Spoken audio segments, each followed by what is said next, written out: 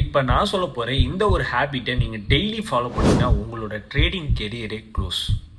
So வாங்க, இன்னைக்கு நம்ம பார்க்க போற டாபிக் இதுதான். நீங்க நம்ம பேஜுக்கு புதுசா வந்திருந்தீங்கன்னா, மறக்காம நம்ம பேஜ ஃபாலோ பண்ணுங்க. ஃபாலோ பண்ணிட்டு உங்களுக்கு எத பத்தி தெரிஞ்சுக்கணும்னு கமெண்ட் செக்ஷன்ல கமெண்ட் பண்ணுங்க. அண்ட் நான் உங்க ட்ரேடர் தீனா. நான் சொன்னேன் அந்த ஒரு பேட் ஹேபிட் என்னன்னு பார்த்தீங்கன்னா, அது உங்களோட லாஸும் இல்ல, அது உங்களோட ப்ராஃபிட்டும் இல்ல. நீங்க சார்ட்ட ஓவரா பார்க்கறது.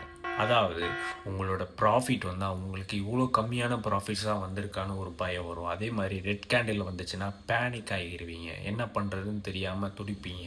அண்ட் முக்கியமான விஷயம், ட்ரேடை எடுத்ததுக்கப்புறம் ஈச் அண்ட் எவ்ரி மினிட் நம்ம கேண்டில் பார்க்குறது தான் இருக்கிறதுலே ரொம்ப ஒஸ்ட். ஏன் நான் சார்ட்டை பார்க்குறது ஒஸ்ட் ஹேபிட்னு சொல்கிறது தெரியுமா? அதாவது சார்ட்டை நீங்கள் பார்த்துக்கிட்டே இருந்தீங்கன்னா நீங்கள் எமோஷனலாக வீக் ஆவீங்க. எமோஷனலாக வீக் ஆனீங்கன்னா உங்களோட என்ட்ரியும் எக்ஸிட்டும் ரொம்பவே ராங்காக இருக்கும். ஸோ அதனால் இப்போ என்ன பண்ணணும்னு கேட்டிங்கன்னா, நீங்கள் உங்களோட ட்ரேடிங் பிளான் செட்டப் படி உங்களோட என்ட்ரி, ஸ்டாப் லாஸ், டார்கெட் எல்லாத்தையும் ஃபிக்ஸ் பண்ணிவிட்டு சார்ட்டை க்ளோஸ் பண்ணிவிடுங்க.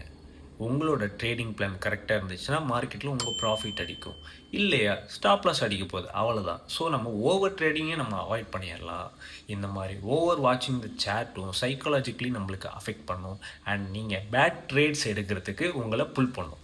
ஸோ அதனால் good traders trade less, bad traders watch more. So இந்த மாதிரி மார்க்கெட் பற்றி நிறைய தெரிஞ்சுக்கணுமா? நீங்கள் நம்ம பேஜுக்கு புதுசாக இருந்தீங்கன்னா நம்ம பேஜை மறக்காம ஃபாலோ பண்ணுங்கள். ஃபாலோ பண்ணிவிட்டு உங்களுக்கு எதை பற்றி தெரிஞ்சுக்கணும்னு நம்ம பேஜில் கமெண்ட் செக்ஷனில் கமெண்ட் பண்ணுங்கள். அண்ட் நான் உங்கள் ட்ரேடர் தீனா.